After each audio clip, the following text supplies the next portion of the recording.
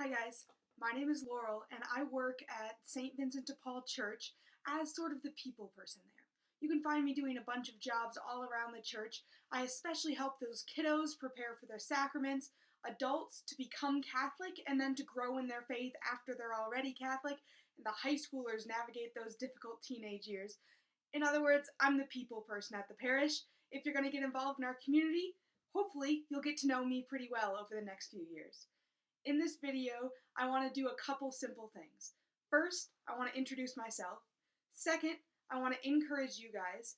And third, and perhaps most importantly, I want to give you an idea of what to expect over the next year and a half. As parents of second graders this year, you'll be preparing them to receive their first reconciliation in just a couple of months now.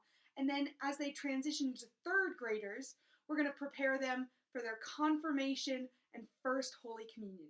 It's going to be a really big year and a half, and we're going to be a team in all of this. Not only you and I, but all of the people at the school, all of the priests and other people at the parish, we're all going to work together as a community to help your kiddos have an amazing next year and a half where they come to know themselves, their faith, and our parish community in awesome and exciting ways. What does that mean for you guys? I know a lot of you are hoping that this second grade process would be something held at the church to get the kids out of your hair for a little bit. I don't say that in a demeaning way. This has been a hard year for everyone, and so many of those classic send them out extracurricular activities have been forced to become at-home activities, and we're all getting a little stir-crazy. But you, as parents, are at a really pivotal place in your second grader's life. Actually, developmentally speaking, somewhere between second and third grade, your kids will start the transition from having you, their parents, their family, as their primary influencer in their beliefs and actions, to having their peers be their primary influencers in their beliefs and actions.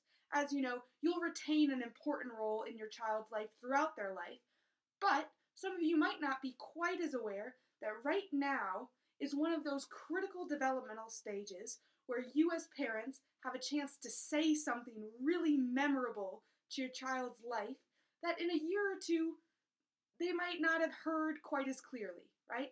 Right now you have a special role. You're on a pedestal. You're in that number one spot. And what you say to your child this year is going to stick with them a lot more than what you say with them next year and the year after that and the year after that. They still will stick with them in the following years, but this year we want to help you guys to magnify that special role you have in your kid's life. So we're having you as in second grade prepare your kids for the sacrament of first reconciliation. Now, I know a lot of you are already saying, gosh, I actually don't remember confession all that well. Maybe it's been a while since you've went, or maybe you go every week, but you kind of forget how you even learned in the first place. No matter where you're at, we're not asking you to be experts in confession. What we're asking you to be is good parents. Your kids don't need to know all the bells and whistles and the fancy theological terms. That's what I'm here for.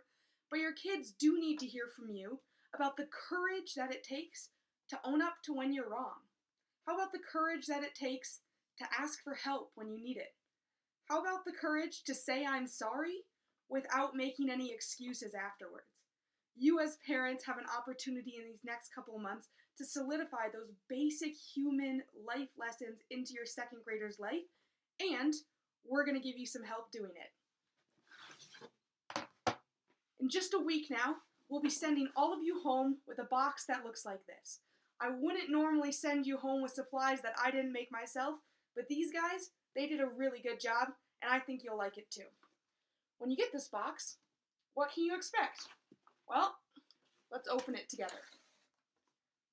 Inside, we find on top a couple stacks of paper. Those are some smaller pieces of paper. Here's some bigger pieces of paper. And then a whole lot of somewhat eclectic looking supplies. We'll get to that in a second. The way this program is going to work is you're going to take these big pieces of paper, and week by week, they're going to guide you through a short family meeting. You're going to have 7 family meetings, and using each of these as a guide, You're going to have some talking points, a cool question, and a little prayer at the end to pray together as a family. You'll see that we always start by gathering together as a whole family, not just the parents and the second grader, but we encourage you to get everybody involved all together. You're going to begin with the sign of the cross, and then pray the Our Father together. Just something simple to pray together as a family. And once you've prayed the Our Father, one of the parents is going to take this special jar of holy water, get their finger a little wet, and then go around to each person in the family and say, "May the Lord bless you and keep you. May the Lord bless you and keep you. May the Lord bless you and keep you." What a special blessing. It's meant to be an intimate moment. For some of you, it might feel cheesy, but for most of you, I imagine it'll be an opportunity to be intimate and just convey love to your children in a simple way that you might not have had the opportunity to do before. After you start with that opening prayer and a blessing, there'll be an opportunity for a family check-in. This will be quick, and the questions are pretty fun. Meeting number 1, what was the best part of your day so far? Meeting number 2, what was one kind thing someone did for you today? I've looked through the questions, and some of them are actually really good questions to ask. I think you'll enjoy doing them as a family. Finally, you'll have an activity section. This section will direct you to some of these eclectic materials in the box that we'll look at in just a second, and you'll have everything on hand you need to walk through a little activity with your second grader. We know second graders, they're always moving, and they learn best if their hands are kept busy at the same time. Hopefully, we have everything here you need to keep their little hands running so that their minds can pick up everything that you want to share with them in this time. Finally, you've got the teaching section on the back. Here, they've put the teaching into their words, but they encourage you to read this over ahead of time and put it into your own words. When you put it into your own words, it might seem a little intimidating at first, but these words are going to take on a new life. Instead of talking about, say, creation here, you can talk to your child about what are the specific characteristics that they have that you especially love about them, right? What are the unique things that God put into their life that you are especially delighted with? What is your favorite part of creation? What's your favorite place to go on vacation? All of those things can be the way that you take this lesson on creation and put it into your own words.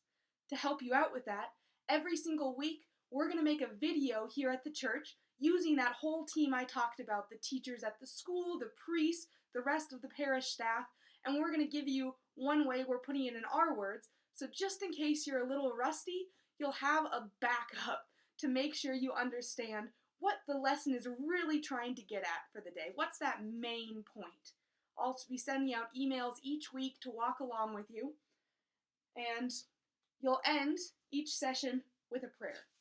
These meetings don't need to be long. For most of you, they won't take longer than, say, 20 minutes. But most of that 20 minutes is just going to be authentic bonding time, and maybe 3 minutes of it is going to be real content where you, as a parent, have a chance to speak those essential life lessons surrounding forgiveness and owning up to our mistakes and being a person of integrity who's able to take a step forward even after we've done something wrong, that your kids need to hear, and they need to hear from you.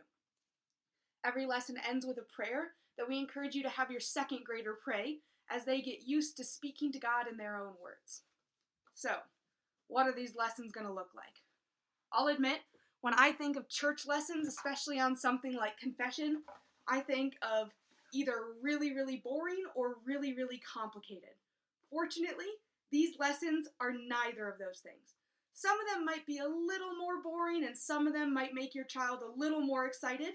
Every child is unique, so who knows what's going to be the thing that really fits for them. But there's a good balance of all sorts of activities in here.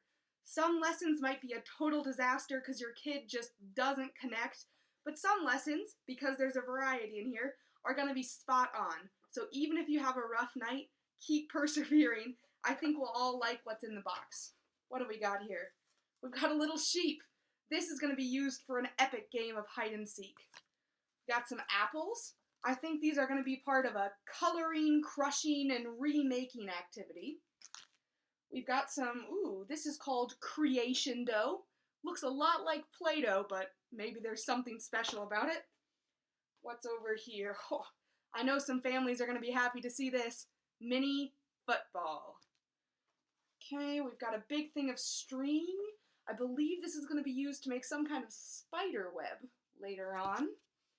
And last but not, two more actually. Wooden cross. And last but not least, a bag called an examine bag that looks like it has some wooden hearts and some black rocks.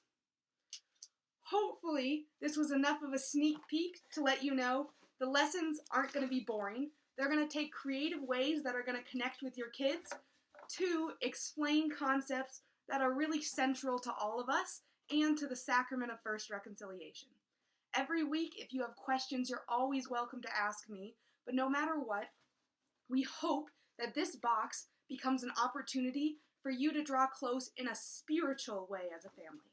Maybe during this time of quarantine, you've grown closer emotionally or physically, but hopefully this box helps you take it one further level and grow closer by praying together as a family, by asking questions about how people's days went, and by learning together about how Jesus wants to use the sacrament of confession to recreate your hearts, to make them new again every time you go to see him in that scary wooden box.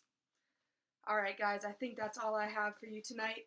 I hope you're all excited to receive your boxes soon, and please feel free to reach out if you have any questions at all. I'm so excited to get to know you all over the next couple of months.